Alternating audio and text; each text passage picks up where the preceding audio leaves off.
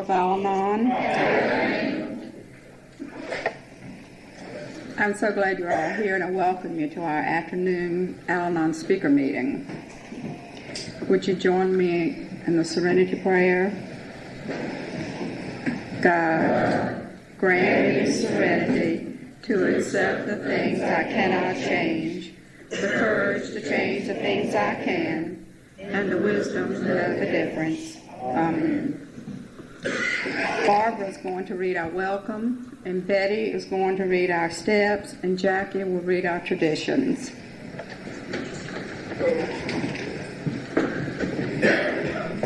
Hi, I'm Barbara. I'm a grateful from Al-Anon. Serenity prayer.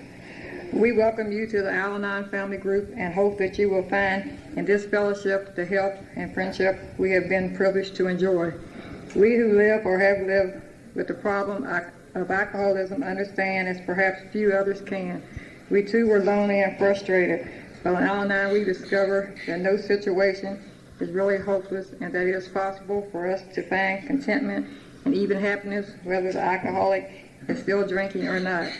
We urge you to try our program. It has helped many of us to find solutions that lead to serenity. So much depends on our own attitude, and as we learn to place our problems into true perspective, we find it loses its power to dominate our thoughts and our lives. The family situation is bound to improve as we apply the Al-Anon ideas. Without such spiritual help, living with an alcoholic is too much for most of us. Our thinking becomes distorted by trying to force solutions, and we become irritable and unreasonable without knowing it. The Al-Anon program is based on the 12 steps adapted from Alcoholics Anonymous, which we try little by little, one day at a time, to apply our lives along with our slogans and the serenity prayer, a loving interchange of help among members and daily reading of Al-Anon literature thus makes us ready to receive these peaceful gifts of serenity. Al-Anon is an anonymous fellowship. Everything that is said here in the group meeting and member to member must be held in confidence. Only in this way can we feel free to say what are our minds and hearts. But this is how we help one another in Al-Anon. The Al-Anon family groups are a fellowship of relatives and friends of alcoholics who share their experiences, strength, and hope in order to solve their common problems. We believe alcoholism is a family illness and that change attitudes can aid recovery. Al-Anon is not allowed with any sex, denomination, political entity, organization, or institution, does not engage in any controversy, neither endorse nor oppose any cause. There are no dues for membership. Al-Anon is self-supporting through its own voluntary contributions. Al-Anon has but one purpose, to help families of alcoholics. We do this by practicing the 12 steps, by welcoming and giving comfort to family of alcoholics, and by giving understanding and encouragement to the alcoholic. Hi, I'm Betty, a grateful member of Al-Anon. The 12 steps. Number 1, we admitted we were powerless over alcohol, that our lives had become unmanageable. Number 2, came to believe that a power greater than ourselves could restore us to sanity. 3, made a decision to turn our will and our lives over to the care of God as we understood Him. 4, made a searching and fearless moral inventory of ourselves. 5, admitted to God, to ourselves, and to another human being the exact nature of our wrongs.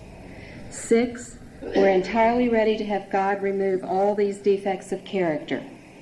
7, humbly ask Him to remove our shortcomings. 8, made a list of all persons we had harmed and became willing to make amends to them all. 9, made direct amends to such people wherever possible, except when to do so would injure them or others. 10, continued to take personal inventory, and when we were wrong, promptly admitted it. 11, sought through prayer and meditation to improve our conscious contact with God as we understood Him, praying only for knowledge of His will for us and the power to carry that out. 12, having had a spiritual awakening as a result of these steps, we tried to carry this message to others and to practice these principles in all our affairs.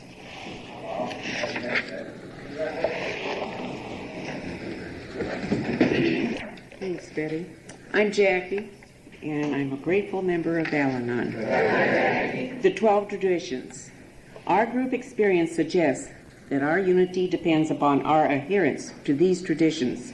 Number 1, our common welfare should come first. Personal progress for the greatest number depends upon unity. For our group purpose, there is but one authority, a loving God as He may express Himself in our group conscience. Our leaders are but trusted servants. They do not govern. 3, the relatives of alcoholics, when gathered together for mutual aid, may call themselves an Al-Anon family group, provided that, as a group, they have no other affiliation. The only requirement for membership is that there be a problem of alcoholism in a relative or friend. 4, each group should be autonomous, except in matters affecting another group or Al-Anon or AA as a whole. 5, each Al-Anon family group has but one purpose, to help families of alcoholics. We do this by practicing the 12 steps of AA ourselves, by encouraging and understanding our alcoholic relatives, and by welcoming and giving comfort to families of alcoholics. 6, our Al-Anon family groups ought never endorse, finance, or lend our name to any outside enterprise, lest problems of money, property, and prestige divert us from our primary spiritual aim. Although a separate entity, we should always cooperate with Alcoholics Anonymous. 7, every group ought to be fully self-supporting, declining outside contributions. 8, Al-Anon 12-step work should be forever non-professional, but our service centers may employ special workers. 9, our groups as such ought never be organized, but we may create service boards or committees directly responsible to those they serve. 10, the Al-Anon family groups have no opinion on outside issues, hence our name ought never be drawn into public controversy. 11, our public relations policy is based on attraction rather than promotion. We need always maintain personal anonymity at the level of press, radio, TV, and films.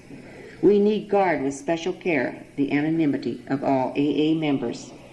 12, anonymity is the spiritual foundation of all our traditions, ever reminding us to place principles above personalities. Thank you, girls, for reading. Our speaker this afternoon is Hilda from Smithfield.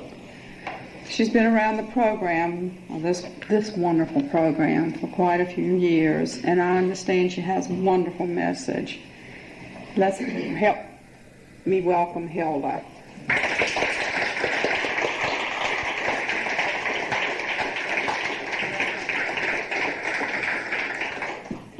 Hi. My name's Hilda Hearn, and I'm a recovering in Al-Anon program. Hi. It's good to see you. How many alcoholics in here? I'm surprised. I'm impressed. Usually you cut and run when the Al-Anon talks. I'm glad to be here, happy to be here. It's been a beautiful drive up here yesterday, and Tommy and I didn't fall to fighting. We almost had an argument, but because of my Al-Anon program, I didn't let it happen.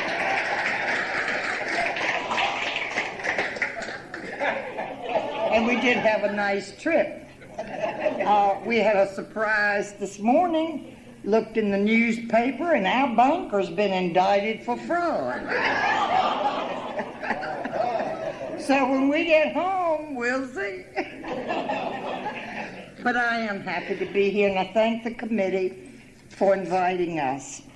These are the times that Bill and Bob used to talk about when they said you'd be going places and doing things that you never would have dreamed of. and surely I would not have expected to be here at Massanetta Springs sharing with you. Thanks for you being here for me. I'm a little nervous, and I know today that's certainly all right, that one of our past trustees went to Lois Wilson and wanted to know if it was natural for him to be nervous when he stood to speak, and she said, she was all of 5 foot tall, and she drew her little self up, and she said, young man, if you're not nervous when you stand to address a group of your peers, you have nothing to say. So if that's the case, you're going to get a full load. I'm going to tell you, I don't know but one Al-Anon story, a joke. So if you've heard it, just giggle. And if you haven't, laugh like hell. It'll make me feel better. There was this couple, Mabel and Charlie was a drunk. Mabel had a cat that she loved to death. And every time Charlie got drunk, he'd kick that cat. So one day he came in very drunk and ran in front of him, and he put his boot right in her side, and she flipped up and came down on all fours. And Mabel, I think she found a little bit of Al-Anon. She had some serenity. She picked that cat up and started stroking it and said, that's okay, kitty. Charlie continues to drink. He's going to die soon. And when he does, I'm going to have him cremated, and I'm going to sprinkle his ashes in your litter box.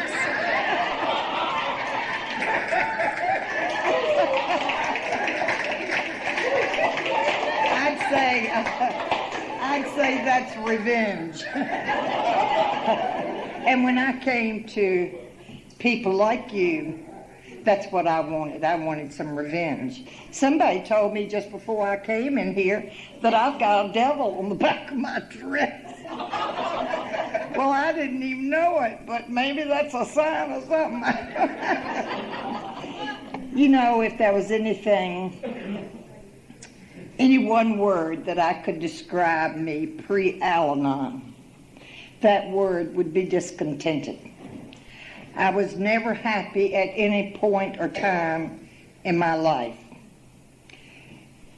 If I was 16, I wished I was 30. If it was winter, I wished it was summer. If it was Monday, I wished it was Friday. It was going to be better at some other point in my life. And I'm so grateful to say today that's not always the case, that I do have a lot of contentment, serenity, and peace in my life. What a theme, joyous, happy, and free. And without this program, I don't know that I would have had any of those areas in my life, and I'm very grateful for it.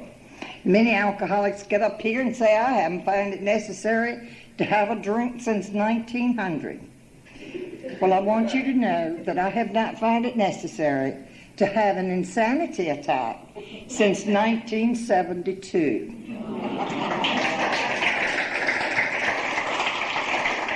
That's not to say I haven't had them.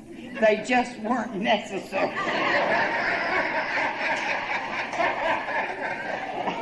I guess I'll get on now. I've calmed down a little and tell you how I got sick, what I did about it, and how I remain as well as I do today. I was brought up in a good home. You say I was brought up in a Christian home. But so many drunks say that it sounds like a breeding ground for alcoholism. But I was brought up in a good home, and I had a puritanical mother, and I had a very loving father. I was told the things you don't do and did the things I was told to do, and it made life simple for me. I wasn't good at being bad. I guess I was afraid of the consequences. I don't know. But I felt loved, and the love that I felt was from my daddy. I've had to do a lot of work on my relationship with my mother. She's deceased. And only until she passed away did I know that her father was a raging alcoholic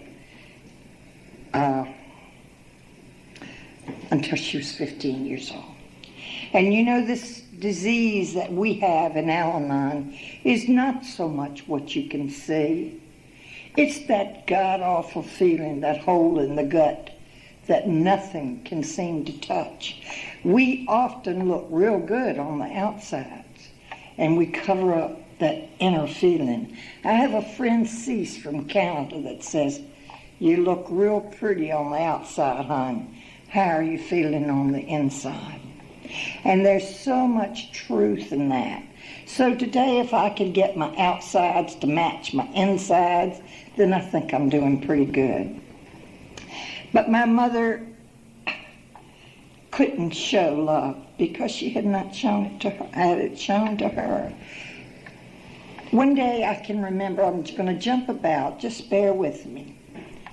One day I just thought, I can't handle, I've got to get this straightened out in my own mind. There was no way to make amends as far as going to her.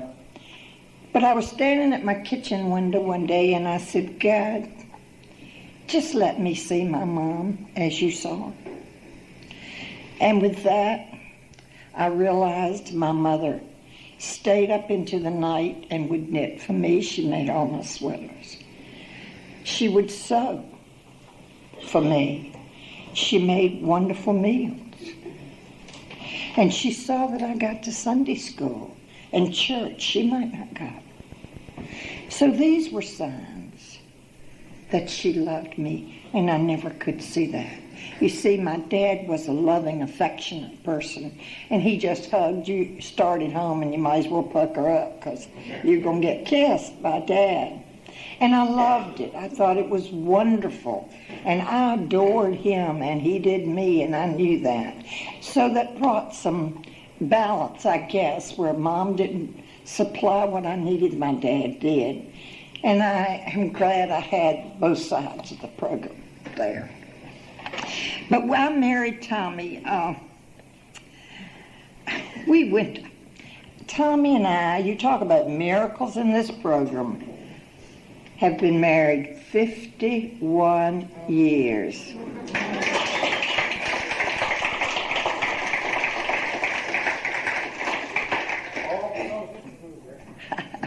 I tell you, AA saved Tom's life. Al-Anon saved our marriage. When he got sober, we'd been married 27 years. And I didn't want my marriage to go down the tube. But I was unwilling to go with him. So I told him with help there might be a chance for us. Without help, there wasn't. But when we married, and we had been going together 4 years, so I don't know what that says for his sanity or mine, but I didn't know Tom drank. A long time I didn't know Tom drank. But I really wasn't worried about it. There wasn't much money, and we didn't do anything. And our children started coming along, and part of my sickness was wanting to please. I had been a people pleaser as I know it today, way back when. But I was afraid not to do what these people wanted me to do, because then they wouldn't love me. And I struggled constantly trying to be the best. So I had tried to be the best daughter my parents could have. And when I married Tommy, I wanted to be the best wife he could have. And then we started having children. We have one son that's 50. Now that surprises you, I'm sure. We have one son that's 46. We have another son that's 42. And we have another son that's 38. Now, we made up every 3 years, and we'd have another son.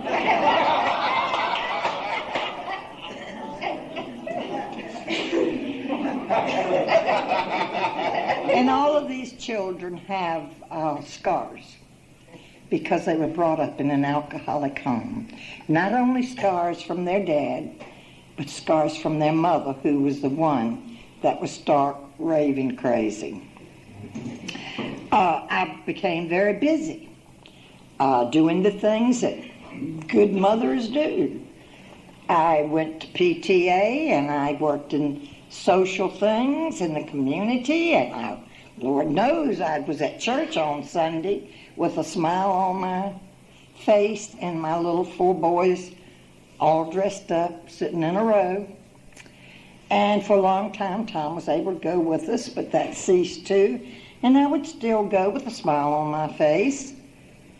And then I would go without the smile on my face. And then I wouldn't go. And some of you know what that's like. But our home became, I guess, more of a snake pit than anything else. As Tom's illness progressed, so did mine. Where we used to go out to dinner, I often had to drive home. But when it got to the point I had to drive there, we quit that. I quit playing bridge. I quit going places. Because when it got to be too difficult to make up, too difficult to dress up, I began to live behind the walls of my home. And those were very difficult times for all of us. At one time, we looked like the Campbell Soup family. But then there was another story behind all that. And you might come to my door, and we would be the nicest people, and the minute you left, we'd go back to those nasty people we were before you came. And living like that makes you very, very sick. Now, one of the reasons that I was able to go as long as I did go without help is my father, who is part of my story because he was such a big part of my life. I somehow knew that as long as my dad was alive, the boys and I'd be okay. Somehow or another, we'd be all right. But one of the things that compounded my illness was our second son became very ill at the height of Tom's drinking. He had encephalitis, sleeping sickness. And just as his memory was returning, he was hit by a car. And I became full of fear. What was going to happen to Craig? What was going to happen to Tom? Was he going to jail? Was he going to lose his job? How were we going to make it? That squirrel cage in your head. And I went deeper and deeper into my pit of my tunnel until I thought there would be no way out. My safe sofa became my haven both day and night. Now, these are the times that I did so much damage to my sons.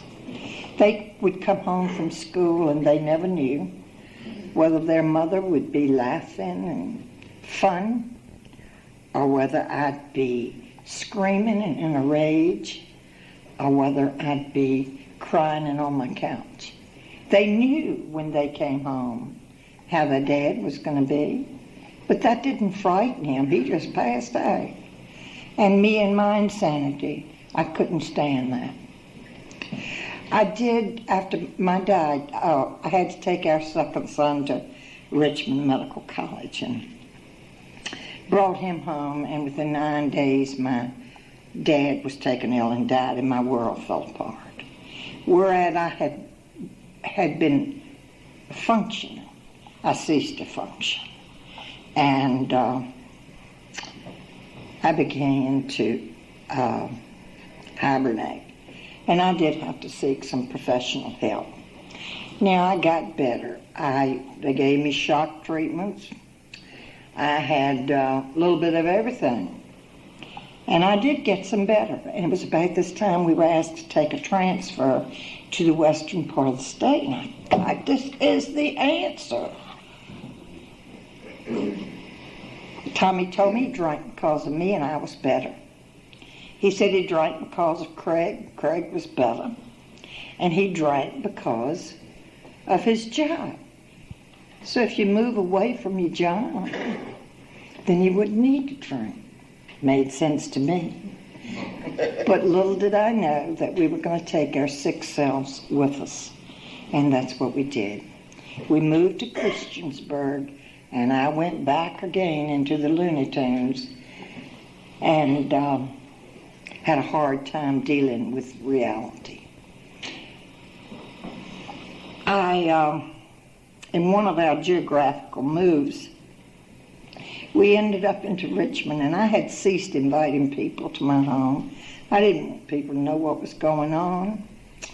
And a friend of mine came uninvited, and she saw just a little bit. You know, I didn't go tell people what was going on. I thought I had to protect this son of a gun. I didn't know. I could have said, yes, he's drunk. But I thought, after all, a good wife protects her man. You stand by that man. Except Hilda.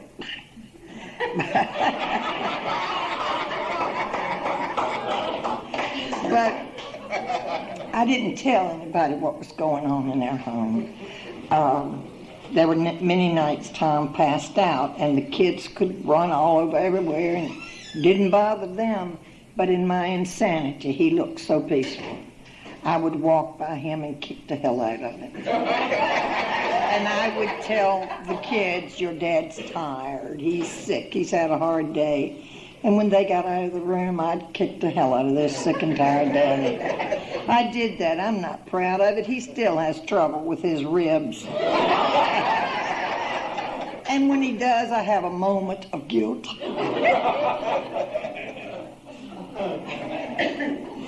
But she said to me, no, she didn't say anything because I would have denied everything. She wrote to me and said, Hilda, run, don't walk to the nearest Al-Anon family group. And I lived in Richmond, did not know how to go about this at all, but I looked in the phone book and I found the answering service.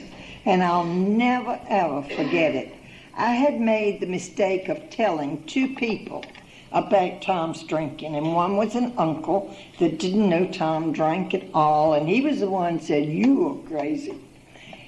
And I told a friend who said, oh, Hilda, quit exaggerating.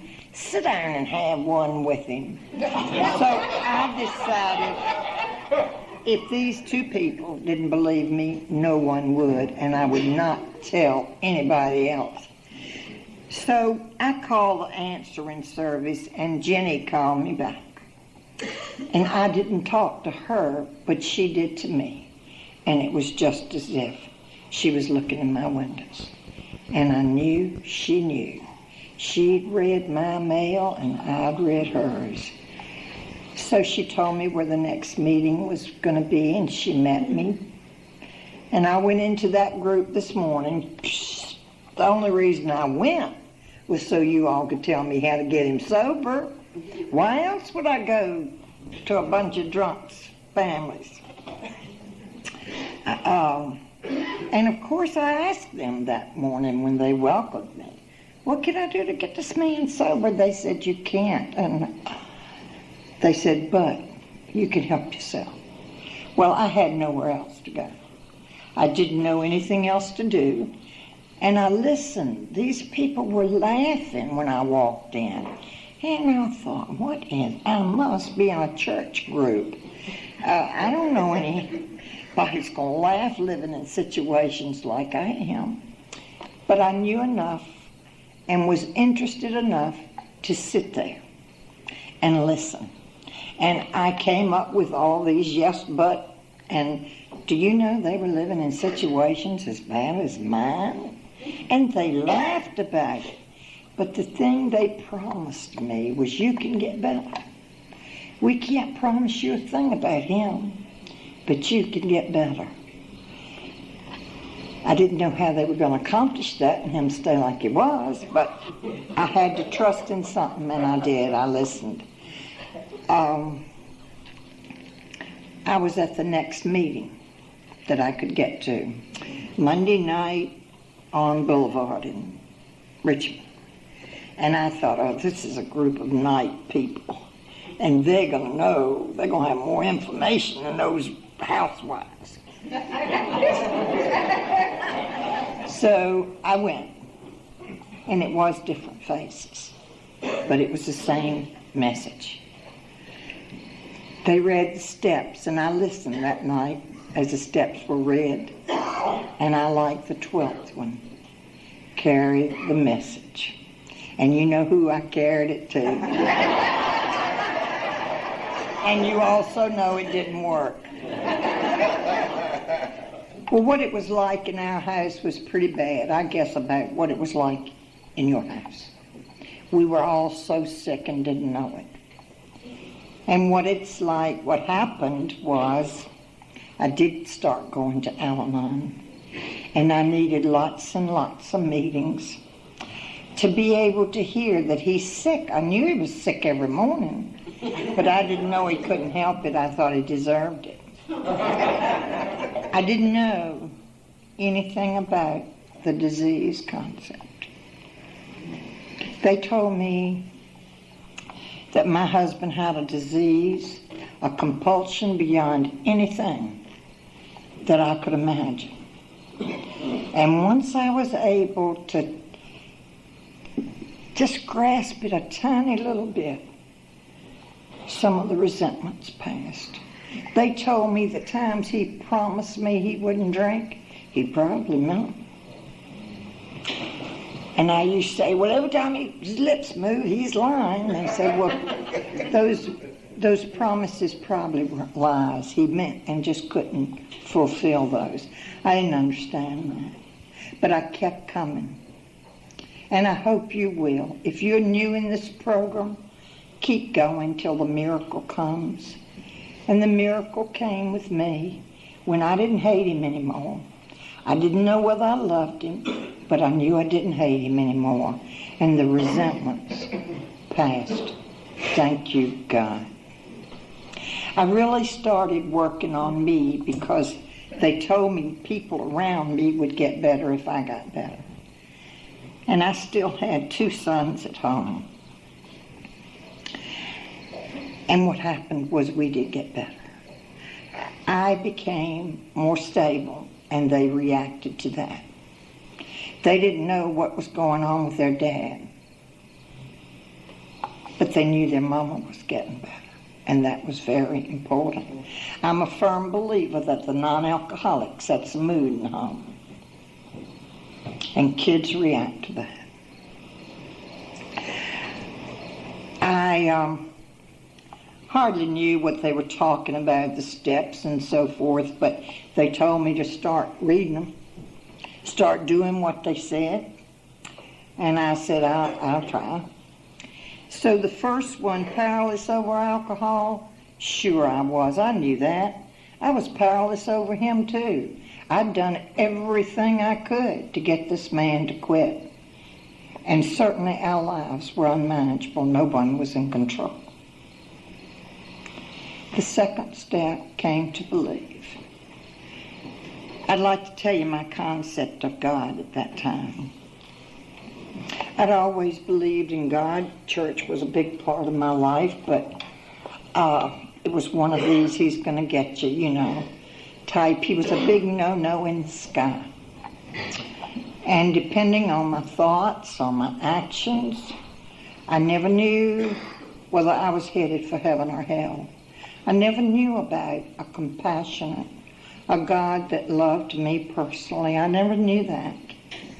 And I was afraid of God.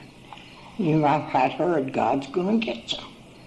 And I just knew, because not so much of what I had done, but because of what I had thought.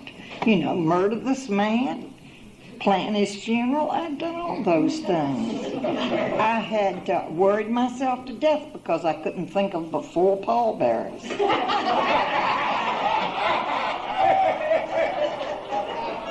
And I had wondered, what in the world can the preacher say over this man? All that wasted energy and standing by the windows. Did you all have a window?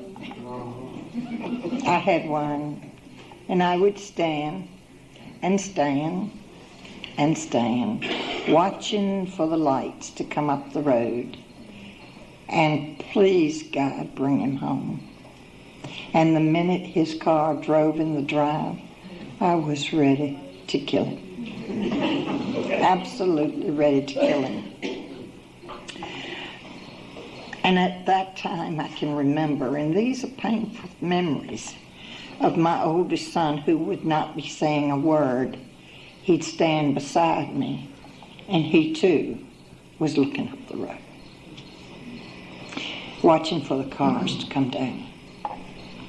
And he's never talked about that.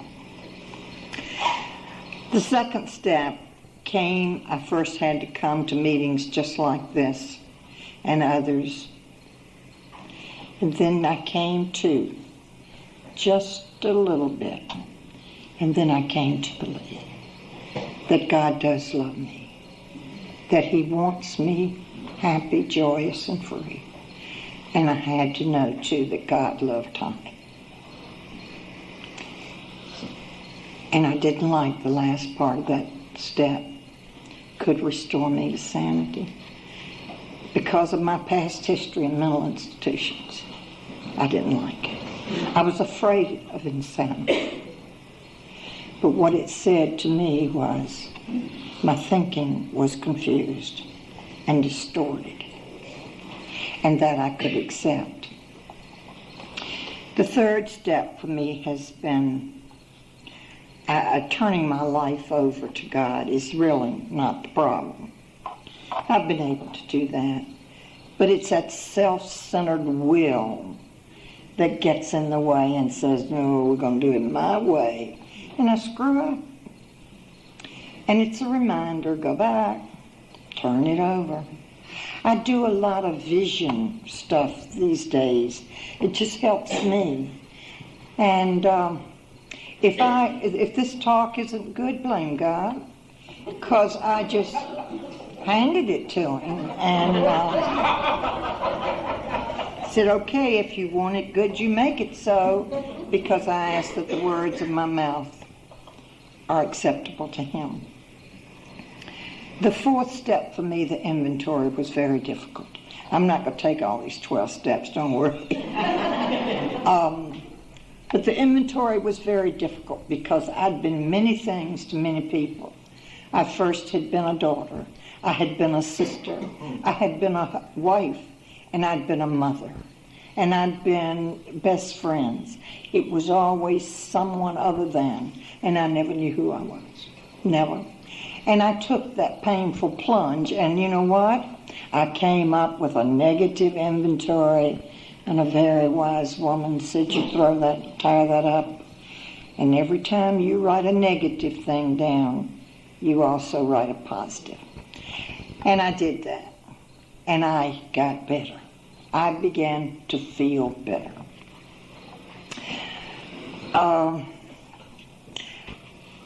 The slogans for me have been one of the biggest parts, the part of my life that I use so much. They're quick, and I like that. Instant help. The amend step for me was very difficult.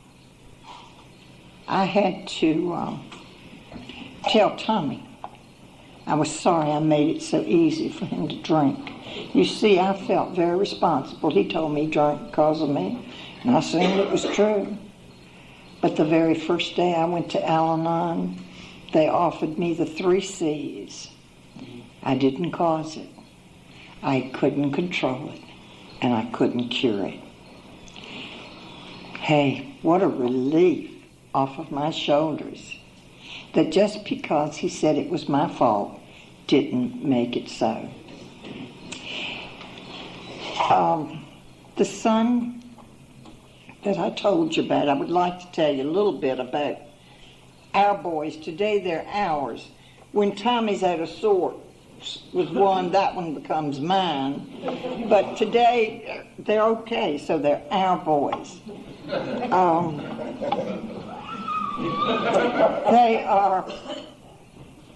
They're so much alike, and yet they're all so different. They need a program of recovery, one way or another. Our oldest son walks around with his head between his legs and saying, ain't it awful? So negative. Then I have one that's recovering 10 years in one of the other programs. Thank you, God. Tommy and I had to intervene on this young man. And thank God, things have worked out well for him. He's very successful. And he was the one that was so sick that I thought would no way be able to take care of himself. Who would tell him what to do and how to do it if Mama didn't? And when he left home, I thought I'd die. I wondered how I can do this. He needed me. He never saw me shed a tear. I helped him move, and he has been very successful and such a wonderful young man. My third son is a son that has been most affected by this disease. And you'd have to see this guy to appreciate him. He's about 6'2", about 235 pounds, has a great big bushy beard and hair to match, and dressed up as a clean pair of jeans. But he hurts a lot, and he cries a lot. He hasn't found the help for that inner problem that he has. Oh, he found his dope, his marijuana. And I'm just very grateful today that he is not an addict.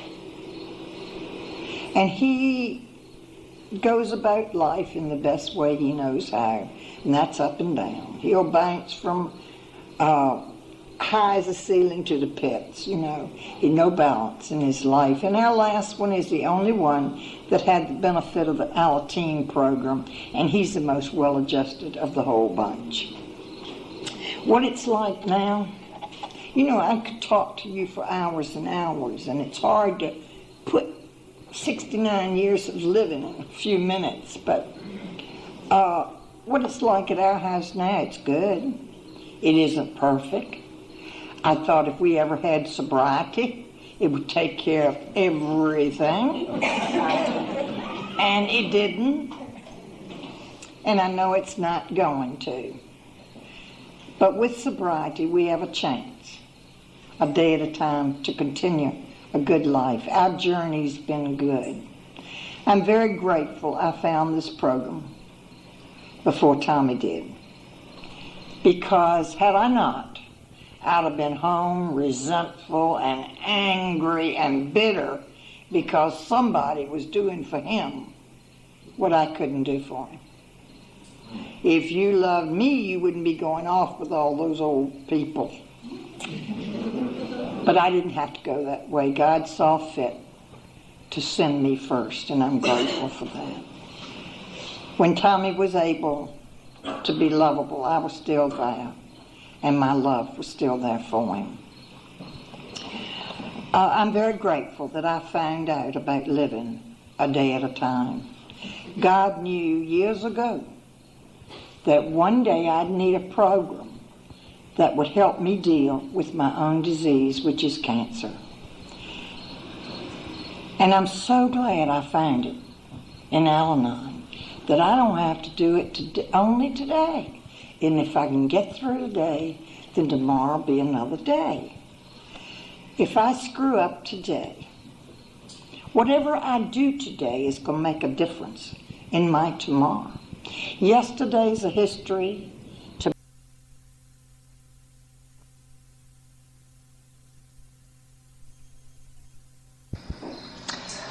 When they told me about my cancer, I said, okay, what else can you say? Tom and I, how we got through those days and those times was because of people like you who loved us, who carried me when I couldn't do it for myself, and encouraged me to keep on keeping on. God is good. I don't know what tomorrow brings for me, but you don't either. And a couple of years ago, I had another little thing, and it would bypass surgery. But I think the years of times we went through the chemo and the bald head and all that stuff, the fact that Tom and I were able to kid a lot and share a lot with one another really made it possible for me to get through those times. I was telling somebody that God has a sense of humor, no doubt about it. I was looking at myself one night before I got in the bed, and I didn't have any hair on my head. I didn't have any eyelashes, eyebrows, and I thought, God, only a mother could love you. Well, the next morning, Tommy was usually gone when I got up in the morning, but the next morning God saw fit that I get up before Tommy leaves. And I came out of our room and I looked down and Tom was sitting on the couch. And he looked up and smiled at me and he didn't have his teeth in. He had not combed his hair. And I said, my God, I thought I was the ugliest person in the world, but you're uglier than mine. But there was things like that we were able to laugh about. And then when my bypass, I came home from the hospital with my bypass, I've learned to ask God, what's my message? What is the lesson I'm supposed to learn from the experiences I've had? I said, you brought us through alcoholism onto the other side, and your message to me was to share with others.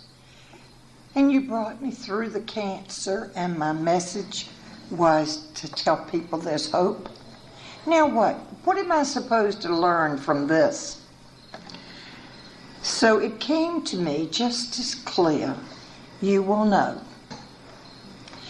So part of my rehab was walking, and I live in an area where there's lots of trees, and it was spring, and it was the prettiest spring I ever saw. I was seeing it through different eyes. And there were a lot of pine cones doing funny things in the trees. Now, what I knew about pine cones, you step on them, they hurt your feet, and you decorate with them Christmas. So I saw these things, and I thought, what is going on with these trees? I've never seen anything. Look, they were making babies, baby pine cones. So in my walk, most of them are real tall. Well, in my walk, there was one limb that came almost to the street. And I walked by it twice a day, and I'd look. And I would go home, and I would tell my sister, you should see these pine cones. She really became a little concerned. But I would see the change, how they were maturing and changing. And I thought, wow, little pine cones grow to be big pine cones. And I would watch these. There was two on this limb. One was growing so pretty, and then there was one all gnarled and holding on to the tree. And the next couple of days, I couldn't wait to get there to see what was going on. I came by one day, and the pretty pine cone was on the ground, and the other one was all gnarled and tight. And the next day I came, the pine cone that had been on the ground was gone. Now, I don't know where pine cones go when you fall off a tree. But God spoke to me and said, how like we are to pine cones. That I could fall off of the tree and carry whatever message I have to carry. Or I can stay attached and be resentful and angry and bitter and stay there ugly. God says, now you know. And it was like, wow, thank you, God. Thank you. What a message. I've learned to listen for messages because they're there. And they're not wasted years if you learn from them. I've got to wind this down, but I want to share a little something else with you. You know, we close with a wonderful prayer that's been passed down to us.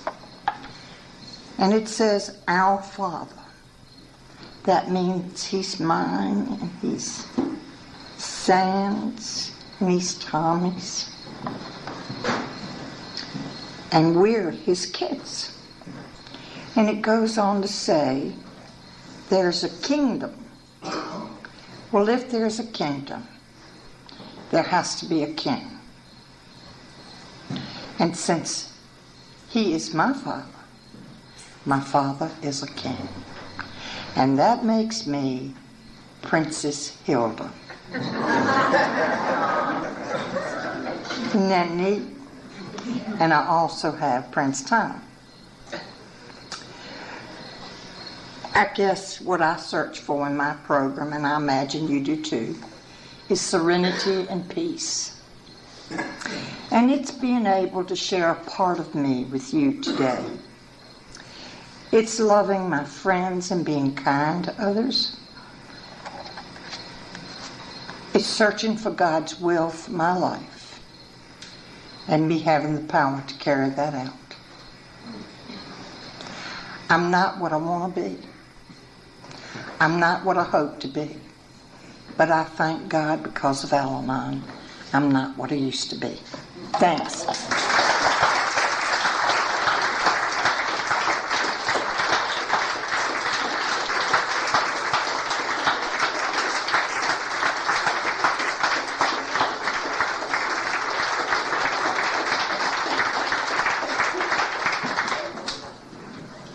Thank you so much, Hilda. It was wonderful. Let's close our meeting in the usual way. Who art in heaven, hallowed be thy name.